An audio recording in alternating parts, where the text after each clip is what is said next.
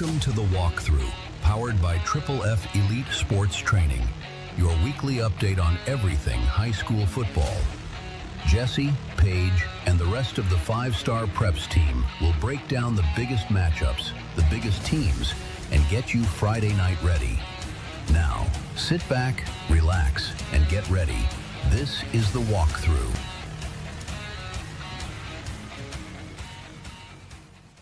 Welcome back to high school football. I'm Jesse Smithey, and we're going to be here at Triple F tonight.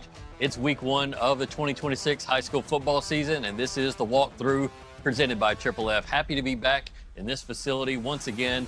Shout out to Lee Smith and all of his staff for upping their sponsor with 5-Star Preps. Once again, we're going to be broadcasting here and maybe an alternate location that Triple F's been working on. We're going to provide details that later on this season, but happy to be back here again because it means we are talking high school football, and we have another great show. And you might be saying, Jesse, where's your co-host? Where's Paige Dower? We're here to see Paige Dower, not you.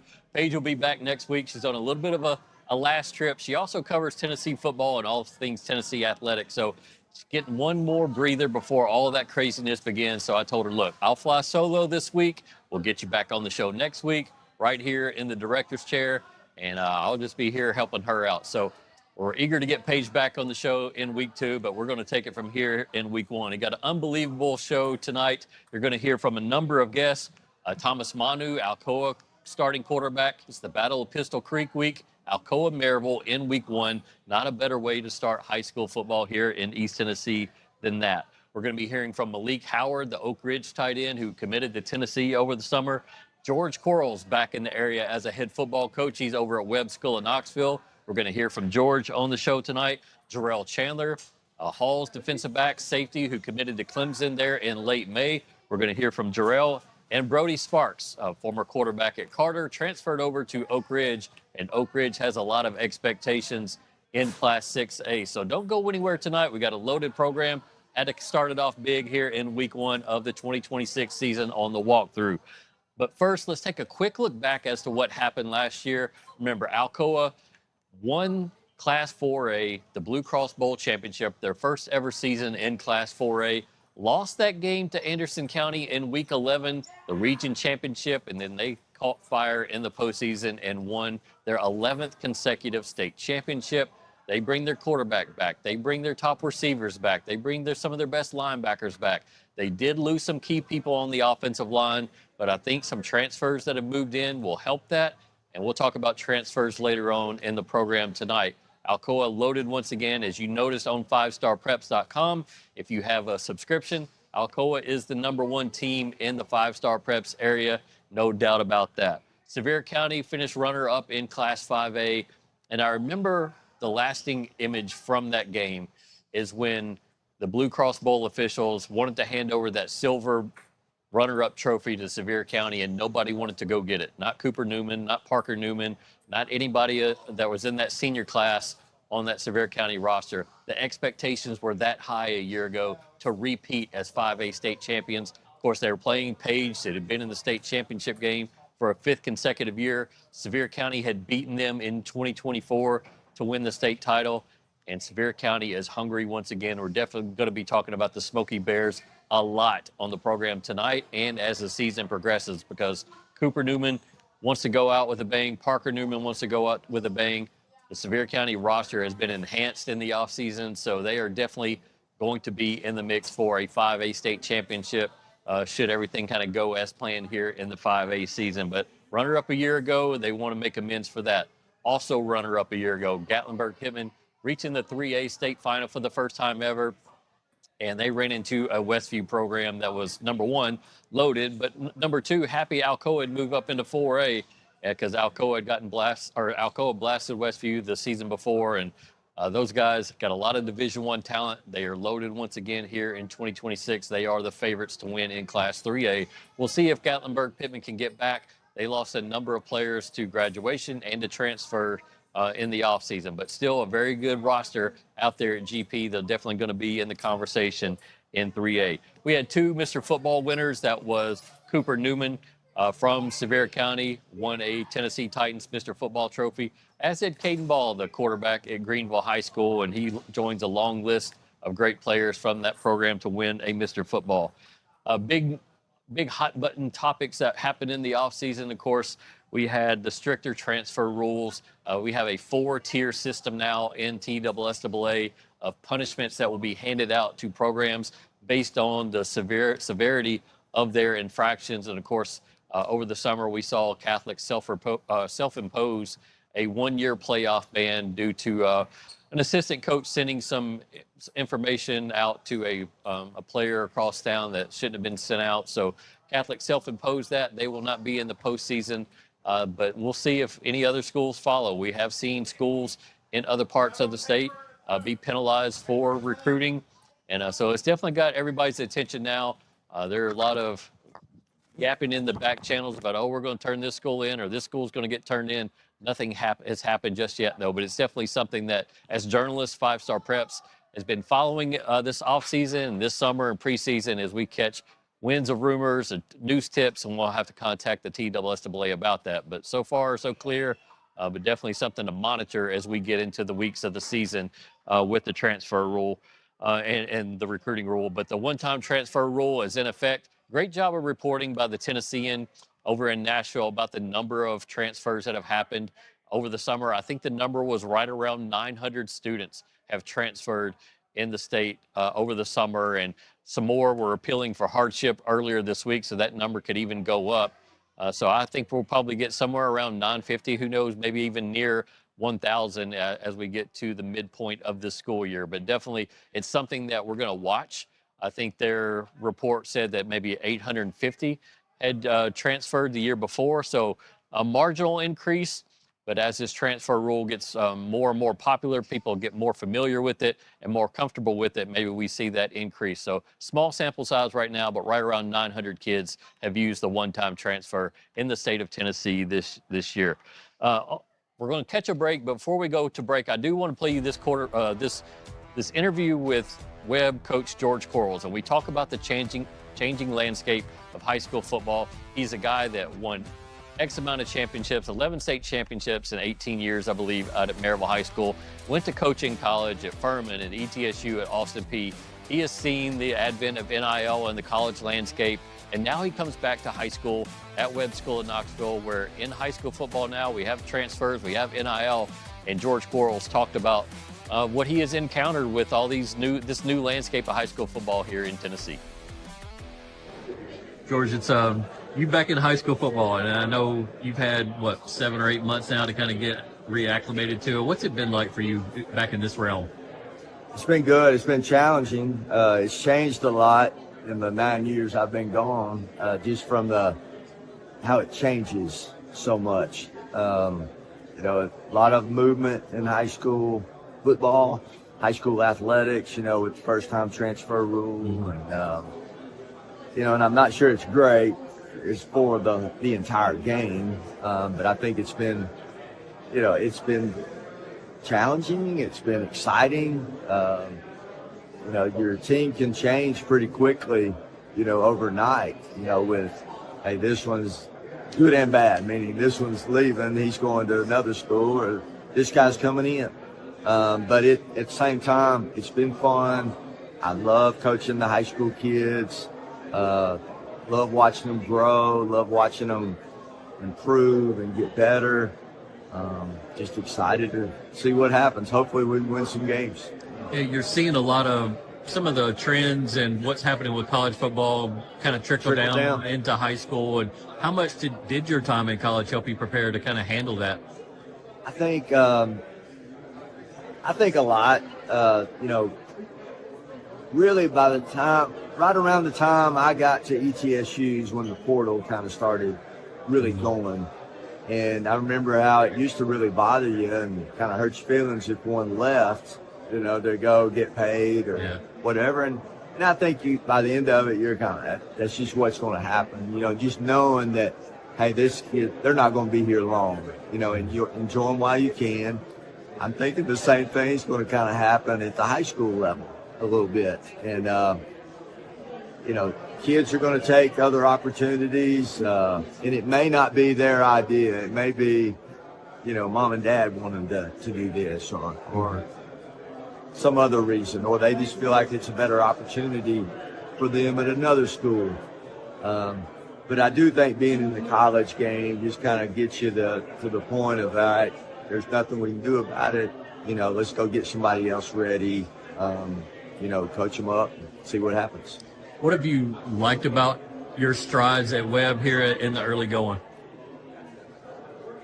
When I first got to Webb, we started workouts, and, a good day we'd have 20 kids, in the morning. We were lifting some in the mornings, we were lifting some after school, and I'll admit there were times, you're like, this is going to be tough. And it still may be tough, but after spring practice, when summer started, numbers have been much better. It's been way more competitive, way more energetic. Once you get a whole weight room full of guys, we're up to 45 or so, 9 through 12, which I think is a pretty good jump for us right now, because I think they finished the year last year with 22. Some of that was just because of injuries and bad luck. But I just think making it attractive to where kids want to come out and be a part of your program, that's the challenge. And I think we're doing that, but working hard too with a 5th and 6th grade team that they've not had before. 7th and 8th grade, obviously they have, trying to build it from the ground up, because if you have to live in the portal every year, I learned that too in the college game, it's tough. And but like I said, the trickle down is there for sure. Can you tell me about your coaching staff a little bit? Because that was one of the things I was intrigued about, what was going to happen with you and how you were going to build it at Webb. Right. Don Mahoney came back as the O-line coach, which is huge. Don, great football coach. I think I said so much about him as a person that he would be willing to come back and be the O-line coach. Also thought it said a lot about Webb. Just what a great place it is that he would want to come back. But he'll be the O-line coach. Jamie Redmond, I hired him, who played at Oak Ridge a long time ago, has been in the Middle Tennessee private schools. He was at MBA for about 20 years, BA for 5. He's been at Vanderbilt. He's going to be our secondary coach. Dakota Cruz, who'd been at Maryville for a few years, played at Lewis County, was a Mr. Football winner. He'll be our defense coordinator and linebackers coach. Really good hire there. The kids have responded great to him, and he's a hard worker. Jesse Stevens, who played at Powell, he's going to be coaching our D-line. And then, offensively, Dakota Fitzsimmons will coach our receivers. Roy Volaton, a retired coach who we kind of stumbled upon. He hit us up with an email, but he played, you'll know this, played with Dan Marino with the Dolphins for a little while. And then coached high school football in New York and Colorado, and moved back to the area. His wife's from the area. So feeling really good about our staff. It's just, I think one thing I'm having to learn is the lay coaches, community coaches have to be a thing at Webb, just because you don't have a lot of teaching spots. The school's so good, teachers aren't leaving. They don't leave there, so there's not a lot of teaching spots. But that's, it's just something you got to deal with. It doesn't do much good to complain about, but I like our staff, like our team. I just think the big thing for us is going to be depth. Just can we maintain numbers? Can we stay healthy? So will you run the offense? I'm going to run the offense, okay. Yes. And so we're going to do a lot of the stuff we did at Maryville, and some of the stuff we picked up along the way at, at Furman or at ETSU, Austin Peay. I know in the past when you were at Maryville, you had a really special relationship with quarterbacks. And what's that been like for you, and where are you at right now with your group of quarterbacks? Yeah, our quarterback right now, it'll be Garrett King.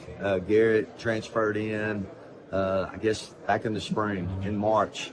And Garrett, I think, was in a situation, wasn't getting to play much. Garrett's an extremely talented, good-looking kid who just hadn't gotten a lot of game reps. But he's as talented as, I don't know, a lot of the ones I've been around. It's just for him, he just needs to get in the games and, get film. But really talented, works hard, strong. Yeah, I'm excited about him. Just nobody knows about him yet because he hasn't gotten to play much. Yeah. Are there any guys that you think will surprise outside of him, outside of his position? Well, I think our good ones are good, and I say they're all good, but I just think Matthew Rogers, another kid who moved in here from, another school, will be a running back. He's probably one of the best running backs in this area, has some offers, hard worker, plays hard, strong, just needs more touches. Both those guys will be juniors. We've only got like 6 or 7 seniors on the team. One I brought with us today, Will Overton. He's been a starter since he was a freshman on the O-line. I think who else? We got the Tomberlin brothers from Maryville have been, really good for us. Gibby will be a sophomore, kind of a safety, receiver, tight end, running back, kind of do it all. His older brother, Ty Tomberlin, has played running back and linebacker. Those will be good players. Donovan Lloyd from Farragut, moved in, so play some corner. We got some young guys. There's 2 or 3 freshmen that, 2 of them, Antoine Hill and Mally Blake, they both played in the middle school program. I think they will play for us in the high school level at receiver and DB. Tommy Moore, another 8th grader, rising 9th grader, and they will play some linebackers. So, and I know I'm leaving out guys, but Jake Rogers is another one. Be a junior, probably has taken as big steps as anybody I've been around. When I first got there, I didn't think worked real hard. We had a meeting. Since then, he's been great. I'm excited to see how his growth, pays out on the field. Amari Cruz, another kid that moved in, D lineman, talented, so I think we're going to be one of those old Maryville teams, I hope, where a lot of good players, you may not know them all as far as, they may not be all-star players, but they're going to do their job, and that's what we want to be. We've talked about it a lot as a staff during the off season, as a team, just about being uncomfortable, being willing to grow, playing hard, being great at the things that take zero ability.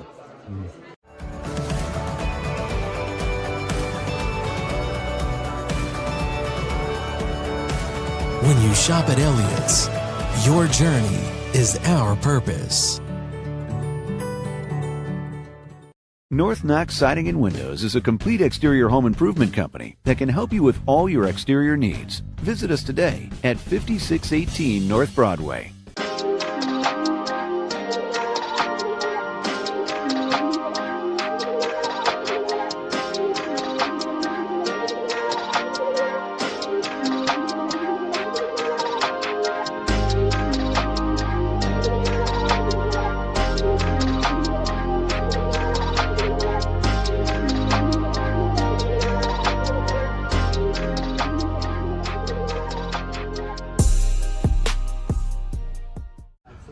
All right, Malik, a lot has happened in your life lately, of course, committing to Tennessee, and we'll get to that in a minute, but senior year's kind of right there around the corner. What's that feel like for you mentally, emotionally, to know that this is the last run for you in high school? It's a lot of weight off my shoulders with the college stuff figured out, so I'm really just ready to come in every day and focus on this team, focus on making the guys around me as good as they can be and reaching my full potential going into this year, and I'm really excited about the team we have. 2 years ago, y'all were so close to making a state championship appearance last year. I know it was disappointing. What type of leadership do you feel like you have to provide to make sure y'all get the most out of this season? I have to make sure that we're taking advantage of every day, because really to be able to come out here and play football is a blessing, and I got to remind the guys that we don't get too many of these left. Like, I'm counting down my days, like my time in high school is going to expire, so I know I got to come out here and work my hardest every single day and encourage everybody else to do the same. There have been a couple of times that you and I have done articles together just about what you do in the off season to prepare for the next step, and a lot of the times you'll talk about getting more explosive, and I've seen you training and doing videos, stuff like that, and it looks like it's there now. Do you feel like you're happy with where you are physically and like your skill set and everything you want to be as a senior? Definitely going into my senior year, but I know there's still strides I have to make. There's improvements that I can make even going into this year, but definitely moving on to the next level. But I feel like I believe in the training that I've put in, and I'm really happy with where I am right now, and I think I can really make a difference this year. What has life been like for you since committing to Tennessee?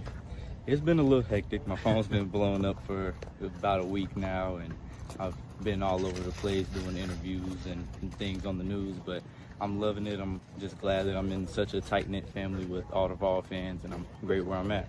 Yeah, I think back to just conversations you and I had at different points during the recruiting process, and you know, at one time you would like this school, or another time you'd like another school, or you would like certain campuses. What ultimately kind of won you out with Tennessee? It was really just the relationships I built, because they've been recruiting me really the longest and the hardest of anybody. So a staff that has believed in me that long, I knew that they would continue to do that when I got there. And really the development piece, I feel like with their strength staff and their position coaches, that they can really make me an NFL caliber player. So put a lot of trust in those guys. Welcome back to the Walk-Thru, presented by Triple F. Jesse Smithey here. And coming back from break, you heard from Malik Howard, the big tight end out at Oak Ridge, who is committed to Tennessee. And I think he's so excited to go play for a hometown team. I remember him coming out here on set with us a year or two ago and talking about some of the schools that he was heavily interested in. And at that time, Tennessee wasn't probably in his Final Four. But it's been great to watch Josh Heupel and his staff go to work with Malik Howard, earn his trust, and get him excited about playing at Tennessee. And they've always kind of been in the mix, but they really ramped up their recruitment of him over the last year or so. And can't wait to see what Malik Howard does. I still think he's scratching the surface of what he could be. You look at his frame, and it's starting to really start to show more muscle definition. He's starting to show more explosion, more one-handed catches, more leaping ability, more downfield playmaking. And when he came to talk to us as a sophomore or early in his junior season, that's what he talked about wanting to do. And all the hard work and the effort that he's put into his craft is really starting to all kind of come to a head. And you're going to see a lot of that this season at Oak Ridge. And I think he's only going to get better under Tennessee's watch in the SEC. He headlines a list of a number of big commitments from the area that have happened either at the end of last school year or into the summer week. So let's get you caught up on those.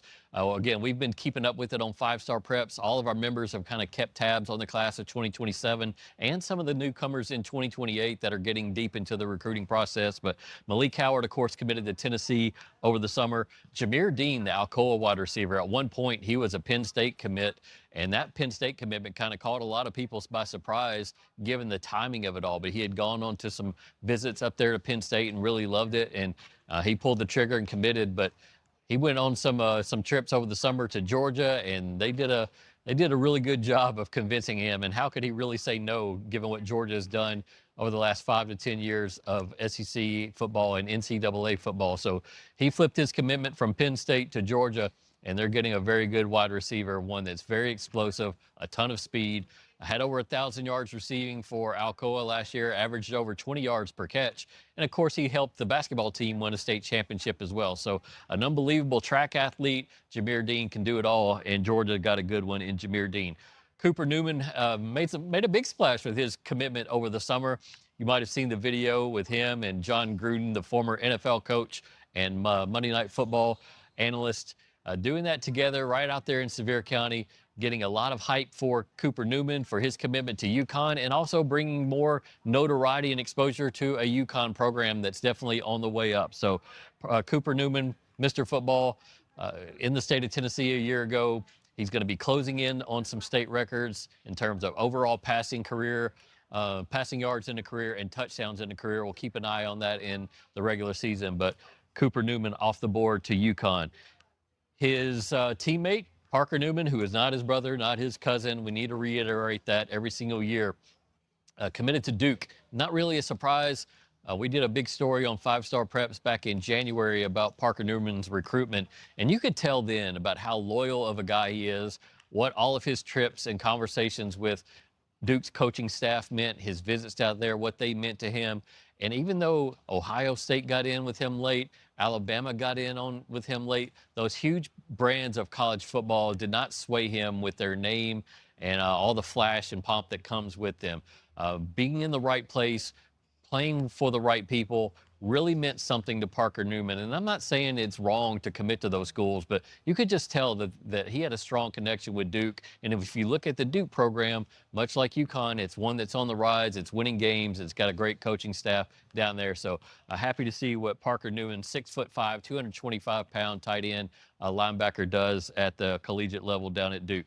Maryville High School quarterback Will Jones has been on the program a few times. He committed to Jacksonville State, and he talked about how that city and that town very much feels like Maryville High School, and how the town comes out to support that program, how they'll get a ton of fans at Jacksonville State game. And who knows, he's a guy that a lot of people here think could be one of the best quarterbacks in the state, and could be a guy that if he goes and plays well there at Jacksonville State, who knows, maybe he portals up to a bigger program, or maybe he likes the comfort level there.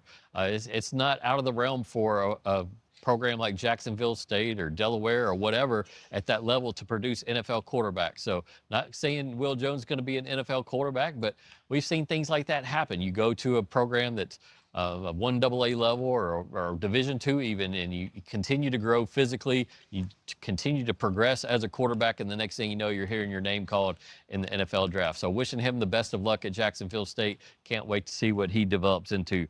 We'll kind of speed this up a little bit. Braden Maples, the Gatlinburg-Pittman running back from a year ago, he committed to Western Kentucky. He's now on the roster at Sevier County. Caden Weber, an all-purpose athlete, linebacker, receiver, tight end, whatever you want to play him at, safety, out at Grace Christian. He is going to Army. More schools are still hopping on with that guy. He's got great vertical, great 40 time, a lot of versatility. Keep an eye on his recruitment this fall. See if he stays locked in with Army. Of course, Maryville has 3 linebackers who are all going Division I. You're going to get to see Maryville on Friday night against Alcoa. And those big 3 linebackers, J.P. Peace, of course, he committed to Tennessee a long time ago. His father played there, and, of course, his grandfather is Philip Fulmer. But I think he has made a name for himself physically and ability-wise, that he's getting there on his own accord, on his own merit. And he's 6'2", 6'3", 200-some-odd pounds, and he plays in a linebacking core with Wyatt Wilbur, who's going to Minnesota, and Dax Cole going to Florida Atlantic. All 3 of those guys are absolutely huge and can get after it on defense. William Bowers, an Elizabethan kicker, going to Iowa State. And Jarrell Chandler, I mentioned him earlier, a guy that is nasty, safety, hard-hitting, physical, loves to hit people, loves to make big plays. He's going to Clemson. We caught up with him right there at the end of the school year, right before I left to go to spring fling in Murfreesboro. So you're talking about the 3rd week of May. Jarrell Chandler committed to Clemson. Here's what he told us at that commitment ceremony.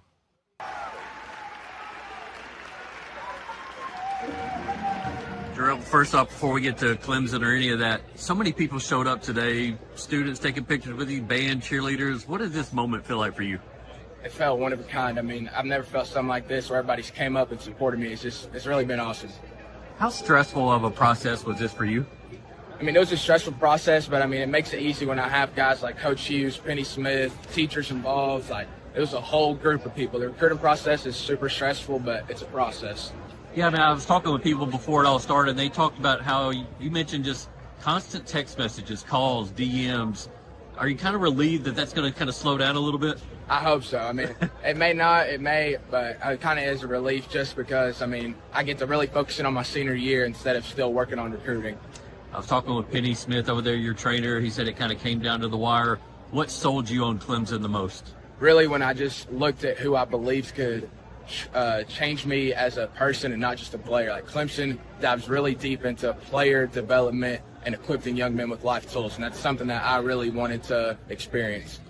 And one of the things I loved about that, and I asked him about that commitment, was all the people that showed up. Yeah, they let the kids out of school, and they're going to take any chance they can get to skip class, right? Go to Jarrell Chandler's commitment ceremony. But it was all the people on the periphery of the gym, not just the cheerleaders and the band, but all the parents, all the people that have poured into Jarrell Chandler's life were there that day. And it was just it was an awesome moment to see him experience that. I think it was on a recruiting channel. It was a big-time national story, and so he's going to Clemson to continue that pipeline we have here at East Tennessee that feeds into that program. Number of transfers that have been kind of noted and put out on social media. And it's something that as journalists, we're trying not to celebrate too much, but also when there are big players leaving a program and going to another program that are noteworthy, we feel like we still need to report that. And we've done that throughout the year with our transfer tracker. And let's list some of the bigger ones that have happened. David Thomas, a wide receiver from Stillwater, Oklahoma, recently transferred into Knoxville Catholic. He's from we had, I think, over close to around 1,000 yards last year over there in Stillwater, and comes to Knoxville Catholic, where he'll help kind of bolster a wide receiving core that they lose Tyreek King, and he can certainly plug in that spot. He's getting there kind of late in the game, so he's still kind of learning the offense, learning to kind of connect with Mac Bartholomew, the quarterback there at Knoxville Catholic. But he's a guy that has a Tennessee offer, an Oklahoma offer, Oklahoma State offer. He's definitely going to be one to watch. Catholic plays Saturday against Riverdale. You can check that out, 7 o'clock. I mentioned Braden Maples there earlier in the segment. Back-to-back 1,200-yard rushing years. He comes over from Gatlinburg-Pittman. He joins the Sevier County roster that, again, wants to win a 5A state championship. They had a 1,000-yard rusher last year with Nathan Patterson, so now you inject Braden Maples into that backfield, and what a 1-2 punch they have lined up behind Cooper Newman at quarterback. So that Sevier County offense has extreme potential to be very, very good this year. We mentioned J.P. Peace out at Maryville. Remember, he played at West High School a year ago.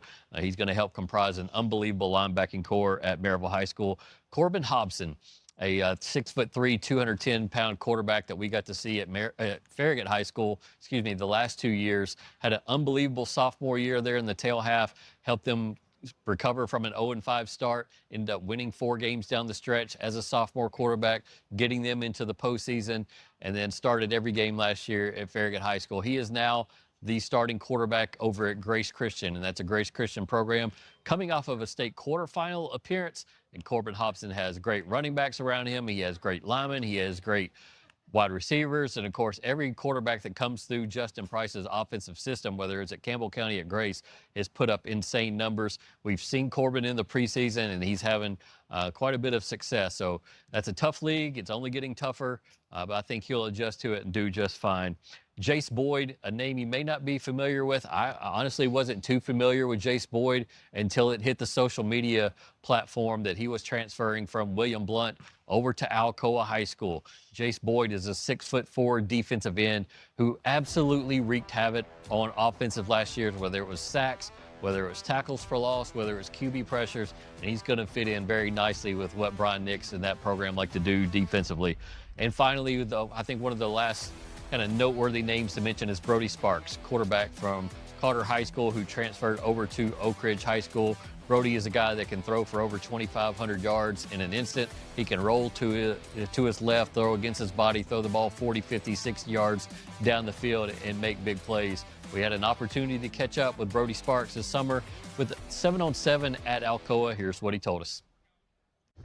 All right, big day for you, kind of throwing out here against Alcoa. What's it mean for you at this point in the preseason to go against a program like that? They're very talented, and we have a lot of athletes on our team. And going against a team like that, you get a lot of more experienced reps, a lot of better, more competitive reps. So that helps a lot.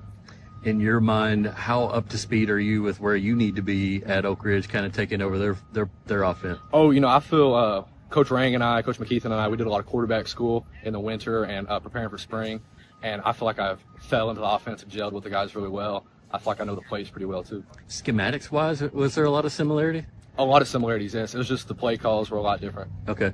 I mean, what all goes into that? Is that just a lot of studying at home as well? I mean, a lot of studying at home. Yeah. A lot of hours with a desk light on, just like studying plays, You mentioned you got a lot of talent around you this year, Malik Howard and a number of guys that are out there on the perimeter in the backfield. And how much have you put into getting up to speed with them, chemistry with them, timing with them? Oh, yeah. It started as soon as I transferred. We were on the field twice a week, just trying to get the timing down. To have a guy like Malik Howard out there to always kind of target and throw to, what kind of luxury is that for you? It's a premium luxury. Even if he's not open, he's open. Yeah. That's Malik Howard.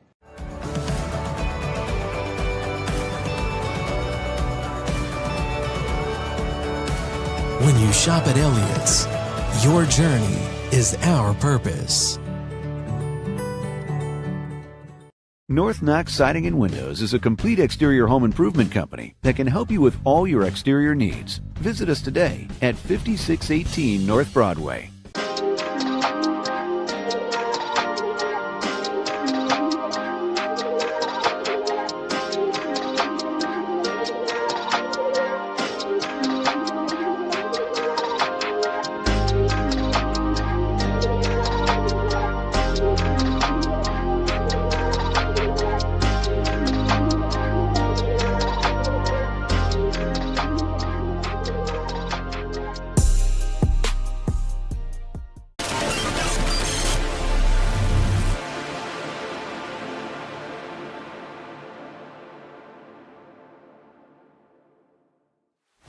Welcome back into the Walk-Thru presented by Triple F. There are a number of big games here in week one. You look at Thursday night, Powell, Anderson County. Friday, you got big games like Oak Ridge and Hall. Saturday is the First Bank Football Classic, Sevier County versus Farragut. But there's not a bigger game in the state in week one than Alcoa and Maryville. The Battle of Pistol Creek, it's almost 100 years old. And we have Alcoa senior quarterback Thomas Manu on the set with us to kind of discuss what this rivalry means in Blount County. First, Thomas, thanks for coming out. Of course. When you hear senior quarterback, well, how does that make you feel? It feels great, you know. It feels like, you know, everybody looks up to you almost. You know, you could be that guy on the field. You know, everybody's watching you. When you everybody says when you get to high school, it's going to go fast. These 4 years of playing football are going to go fast. Do you realize what they mean now? Yeah, no, it totally goes by fast. You know, you look at freshman year, you know, you think that's a long time away from senior year, but it's really not. You really got to count your days. You know, you got to make sure you put all the time and effort in, and, you know, you got to go to work. Yep. You and I have gotten a chance to talk a little bit as you were our Offensive Player of the Year last year for 5-star preps, an unbelievable season leading Alcoa to a state championship, 45 touchdown passes, 45 incompletions. But I want to talk about how you got into the quarterback position before we really begin to break down what Alcoa and Maryville means. How long have you been a quarterback? What intrigued you about the position, and what do you love about it? You know, when I started playing quarterback when I was 5 years old, so, you know, it's been a long time. And then what really inspired me was my dad. You know, my dad played quarterback. You know, he was good. He led his team to 2 CIF championships in California, and it really just inspired me when I saw him playing football and looked back at it. You know, that's what I wanted to do. So was he putting in VHS tapes, or was it on like a disc or YouTube? Like you could go watch it on YouTube. Oh, it's on YouTube. Okay, I didn't know if it was way back in the VHS tapes, so you had to put a VCR in or what. But then you start playing at 5 years old. But when did you really start taking it seriously? When I really started taking it seriously was probably my 6th grade year. You know, that was a big year for me. You know, going into middle school. You know, I played flag growing up, and then, you know, once I hit middle school, it really changed for me. And then the 7th grade was my first tackle season, and that's when it really hit me. I was just like, you know, I want to start taking this serious, and this is what I want to do for the rest of my life. When Eli Graff was finishing up his high school career, that last game, that Blue Cross Bowl championship, as a staff, we're starting to look at, okay, well, who's going to be the guy next year? I remember us taking some pictures of you throwing a little bit, maybe on the sideline pregame, 2024, right? Yeah. And then going into that Alcoa Maryville game last year, that's your first start, right, as a high school quarterback. Yes, take me through that week and just kind of where your head was at, where your nerves were at going into that game. You know, I tried to stay calm, you know, be a poised guy. You know, when you go ask our coaches or something, they would always say, you know, I'm a pretty poised guy. You know, I don't get too high, I don't get too low. You know, I just try and stay calm and keep my head in the game. That first half was kind of a whirlwind, I'm sure. Take me back to that first half. Just were you making mistakes? Were you seeing everything you were supposed to be? Because it seemed like, again, you threw that long touchdown pass at the end of the first half. Y'all got a touchdown, and then the second half is when it just seemed like the light clicked and everything kind of was full steam ahead for you. Yeah, you know, I just realized what I can do. You know, like just first half, you know, just getting into that mode. It was a little difficult for me, but, you know, once going into that second half, coming off the touchdown, going into half, you know, it really boosted my confidence, and I just told myself, you know, I can do this. You ended up with an 80% completion rate for that year, and again, 45 touchdowns in 15 games, only 45 incompletions. You have an unbelievable offensive line, you had unbelievable receivers, but what kind of work goes into your craft so that you can deliver accuracy like that on a week in, week out basis? A lot of hard work. You know, like my trainer says, you know, honest work comes with honest results. You know, you put in your honest work, you put in all that blood, sweat, and tears, you're going to get an honest result out of all the things that you put into it. And your trainer is Tua's dad, right? Yes, sir. Tagovailoa, if I say that correctly? Tagovailoa. Okay, yes, yeah. sir. It's how were you introduced with him, and what have you learned from him? We got into the Polynesian Bowl and Combine. I've grown up going through middle school. I've gone to those. I went to the middle school ones. I went to the high school ones, even as a middle schooler. And then my dad, my uncle is actually Jesse Smithey. Okay. So, I had that connection, and then he put us in contact with Nalu, and then that's just when everything started to kick off. And then, we went down to Alabama to train. Whenever we saw him, we got together, had, just went to each other's house, had fun, and really got to know each other and create a bond. And then, just training, it was just like that. I had it all in the back of my head. The Polynesian culture and football have a certain kind of connection that's out there, and it exists in high school, college, pros, what have you. Can you describe that and kind of what football means?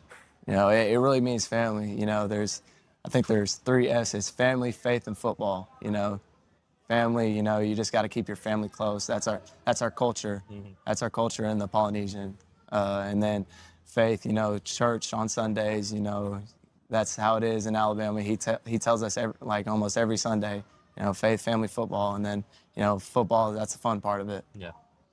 Let's go back to this season. I know you guys come in with tremendous expectations. Y'all won 11 state championships in a row, and last year you got your first 4A state championship.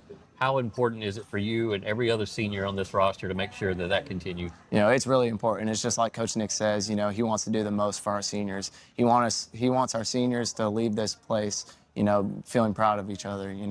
And that's beating Maryville and winning state. In terms of beating Maryville, what do you feel like are going to be keys for the offense? There's some new faces out there with Maryville High School. How do you kind of, when it's week 1 and they don't have their identity on film yet, their true identity of what they're going to be, how hard is it to play your rival in week 1? It's going to be tough. You're always going to have bad plays. You're going to have bad calls. You just have to make one more play than them, just like Coach Nick says. You're just going to have to make one more play and then, just execute your plays. That's my big thing for our offense. I want to execute every single play. Last year we got to see you from start to finish, 15-game spread there. What do you feel like fans might see added to your game this fall? I would say, just more confidence in me, more confidence in our team, just seeing what I can do and then see how I can distribute the ball to our guys. I feel like, fans, everybody, they're going to see a big improvement in that. Jameer Dean, senior wide receiver at Alcoa, committed to Georgia over the summer, flipping from Penn State. I got to watch Jameer a little bit in 7-on-7 this summer. I mean, not a lot of people are staying in front of him or with him. To have a guy like that at your disposal you can throw to at any time, I mean, how big of a luxury is that for you? Oh, it's a great luxury. You always have a guy that's going to go up there and get the ball. He's not just after the catch guy. He'll go up and get it. Yeah. Well, Thomas, man, I appreciate you coming out so much, talking about this rivalry. Battle of Pistol Creek is in Maryville this year. Is it better, harder to play on the road? You like it? I like it, because I want to go over there and beat them. Yeah, that's Thomas Manu, senior quarterback. Thomas, appreciate you coming out. Thank you. Catch him and the Alcoa Tornadoes on Friday night out at Maryville High School, Battle of Pistol Creek. Don't go anywhere. We're going to break down more of the week 1 action. We're going to get into some predictions as well right here on the Walk-Thru.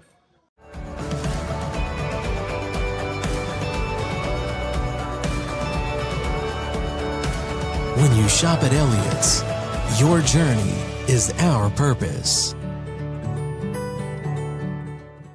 North Knox Siding and Windows is a complete exterior home improvement company that can help you with all your exterior needs. Visit us today at 5618 North Broadway.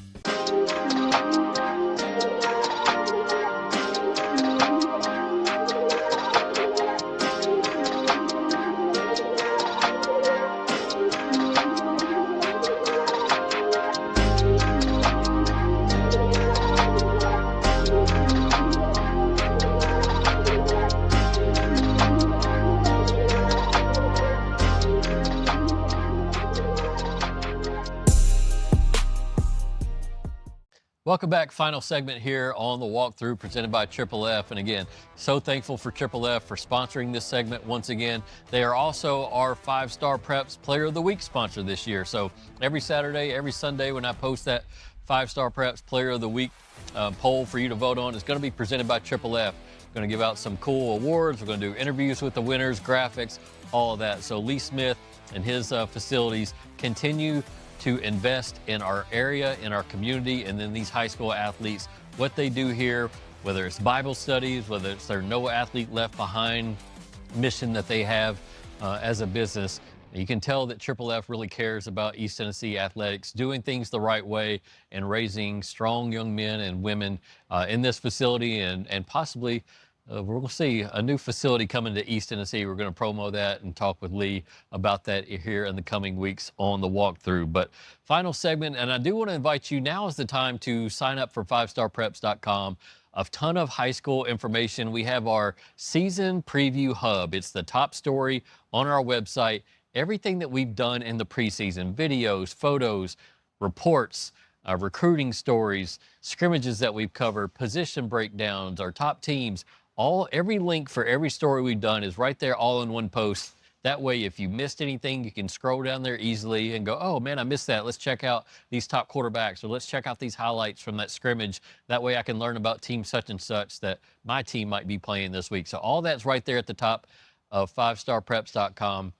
I'm going to give you a coupon code right now. Get you a pen, get out your notes mode like I'm using on my phone right now.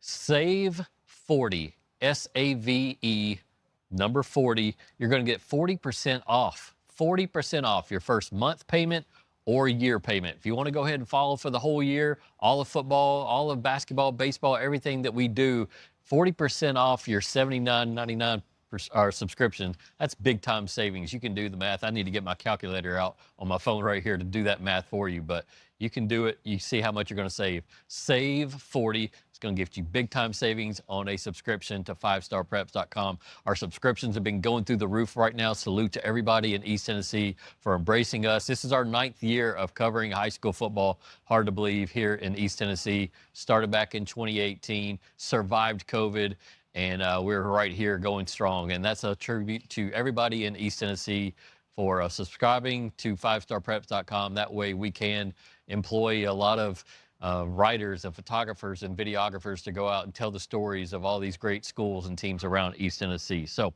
one of the things we'll be doing this weekend, the First Bank Football Classic. This is our 2nd year putting on a game at Carson-Newman. Saturday night, 7 o'clock. Sevier County is going to be your first regular season look at the Smoky Bears. Cooper Newman, Parker Newman, we talked about them.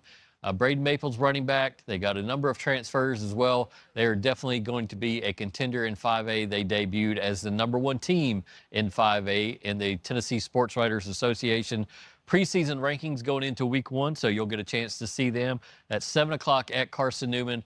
Look, college football hasn't started yet.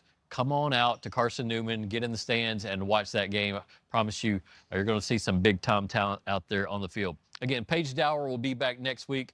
I'm tired of talking. My throat is starting to dry up a little bit, so this is going to be our final segment of the night.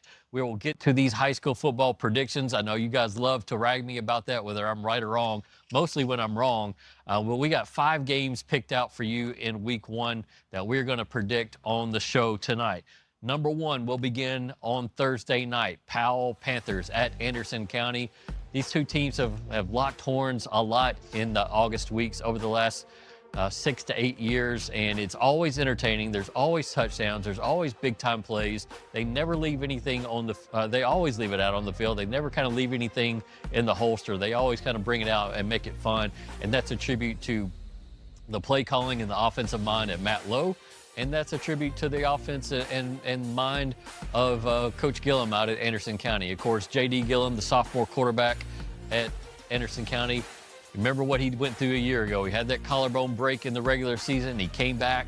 He led Anderson County to a win over Alcoa in Week 11 and led them to round 3. They've had a number of players graduate, and this is going to be a first taste of what Anderson County is going to look at. And as I wrote about on 5starpreps.com, don't judge Anderson County by what they look like in weeks 1 and 2. They're playing Powell. That's going to be difficult. And then in week 2, they play Catholic, which has just as much Division I talent as almost anybody in this side, on this side of the state. So I think Anderson County is going to be one of those programs by week 5 or week 6 that really shows you its kind of true self and what it can be in the October weeks of the season. But This is a big-time matchup. Powell's got 2 new quarterbacks, maybe. Remember, Deuce Rogers has graduated. He was a 3-year starter, a big 6'3", 230-pound quarterback. He's now off in college. They've given looks to Brody Hollowell, an all-purpose athlete in the preseason, and they got a transfer from Clinton as well that will get some looks at quarterback. But what I saw out of Powell in the preseason at Hardin Valley, they are deep at running back. They have size on the line. They have ability at the quarterback. They have Zy Jackson and a number of electric playmakers out at wide receiver. They have our defensive player of the year, our underclassman defensive player of the year coming back on defense. They have a freshman linebacker who looks like he's 18 years old already.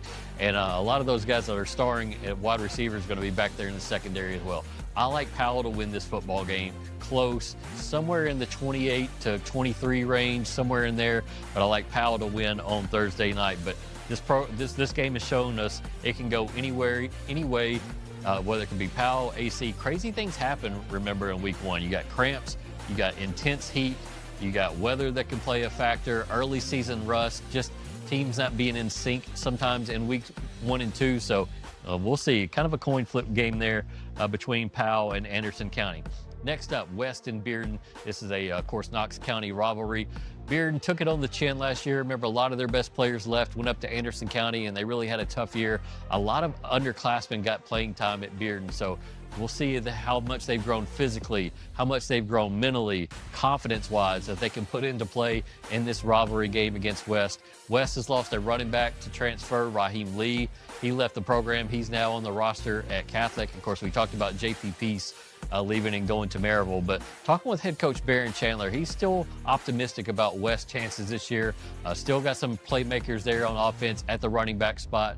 He's enthusiastic about his linebackers and even some of the guys in the secondary. And for that reason, I'm going to pick West to win this football game that's at Bearden High School. I believe that's on a Friday this year. I know they played it on Saturday in years past, but I'm going to take the West Rebels to get the win. Oak Ridge at Halls. This was a game that led off the season a year ago at Oak Ridge, and Oak Ridge got the better of Halls in that game, and Halls started off 0-3, and that was a team that had huge expectations, and everybody like, what's going on? And of course, the next thing you know, Halls makes a run to the state semifinals. So this is going to be an intriguing matchup. Halls graduated big-time playmakers on offense like Brody Rogers. They lost their all-time leading passer and their quarterback, and a number of other players as well. But they bring back Jarrell Chandler. He's going to be playing some offense as well. Gavin Self, a number of other playmakers on defense that are coming back. They got a kid from Volunteer High School who moved in, 6'2", 6'3" quarterback. Last name Wilson, who'll take over the QB1 reins. This is going to be a difficult game for him to kind of get his feet wet in the greater Knoxville area, because this Oak Ridge team, replete with great athletes in the secondary. Of course, we've talked about Brody Sparks taking over on offense for Oak Ridge at QB1, Malik Howard at tight end. And then you got Demillion Porter at running back, a guy that was on pace for 1,500, 1,600 yards. He got hurt in week 8, lost for the season. He's back, bigger, stronger, faster. Love what he's going to do early in the season and kind of make up for lost time. Oak Ridge, though, 5 new starters on the offensive line. That's what you need to watch in this game, but I'm going to take Oak Ridge to win that football game on Friday night. I mentioned this game already, Riverdale at Catholic. Riverdale is a team that's going to have some big expectations in Class 6A this year. They lost this game in week 1 to Catholic. They threw 4 interceptions in that week 1 loss a year ago, but that's when their sophomore quarterback, who was 6'4", 205 pounds, he was kind of new, underclassman, but from that game on, he ended up with over 2,400 passing yards. He is now a Mississippi State commitment. And there are, I think, a few other Mississippi State commitments on this Riverdale team. They've gotten transfers from other schools at Rutherford County that are next level Division I caliber players. So their talent on paper very much will equal that of Catholic's. They're going to come on the road and try to take down this Catholic team, that a Division II AAA program. They've gotten players from Canada. They've gotten some transfers from a number of schools around town. So this is a very, very good game for you to possibly go watch on Saturday night. It's here in Knoxville. You want to see a ton of talent that's going to go play at the SEC level, the Power Forward level. Go watch this game. I like Riverdale to win this football game in a close one. I love what Catholic's going to be able to do this year with David Thomas, the transfer from Stillwater at wide receiver. They got great players in the secondary. Brooks Johnson, a power forward prospect, a junior. Braylon Gibbs, a defensive back who's committed to Alabama. But just, I don't know, maybe some of the new parts up front as they adjust to playing at Catholic, playing America. I don't know, just the newness factor has me a little bit, not concerned, but just wanting to see what it looks like. And so for that reason, I'm going to go with Riverdale in that matchup. Finally, the Battle of Pistol Creek. It's Alcoa at Maryville. Alcoa has not won 3 consecutive games in this series in quite some time, and we'll get into that on the website this week as we present the history of Alcoa and Maryville, the Battle of Pistol Creek. Can't believe it's almost 100 years old now, but Alcoa has a chance to do that, win 3 games in a row, and they win the tail of the tape. I mention that all the time. You look at this game on paper, everybody that Alcoa brings back. Thomas Manu here earlier in the program, the senior quarterback, who has experience now. He has more confidence than ever. He's got Jameer Dean at wide receiver, so many running backs, great offensive line, great defensive depth over there at Alcoa. Playing on the road will be difficult. Maryville has lost some guys to injury. They've had to, I think, discipline one of their top players. I won't get into the specifics of that, and there's also just some new faces, whether it's in the secondary or the wide receiver core or at the running back position. I just feel like Alcoa is a little bit more sturdy at this point. They're more cohesive and just kind of less new parts, so to speak, going into that week 1 matchup. So I'll take Alcoa. I've been historically bad on picking this Battle of Pistol Creek, so maybe I'll lose that game, but I feel pretty confident Alcoa going into that game that they'll pick up that win. So those are our picks for this week. Again, Paige Dower is going to be back next week and join us for the rest of the season, but I had to fly solo this week. So I appreciate all you guys for tuning in to the walkthrough. Thank you to all of our guests on the show, especially Thomas Manu coming in and showing off that hair. It's always looking in good shape, and we'll see what he does on Friday night in the Battle of Pistol Creek. So much content. We're going to be covering, I think, 7 football games on Friday night. Check that out on 5starpreps.com. And again, the First Bank Football Classic at Carson Newman, 7 o'clock Saturday night, Sevier County against Farragut. Come join us up there in Jefferson City. So for me, Jesse Smithey, Paige Dower will be back next week. Thanks for joining us on the walkthrough. We'll see you in week 2. Thanks for watching the walkthrough powered by Triple F Training. Join us each week as Jesse and Paige break down this season's biggest games.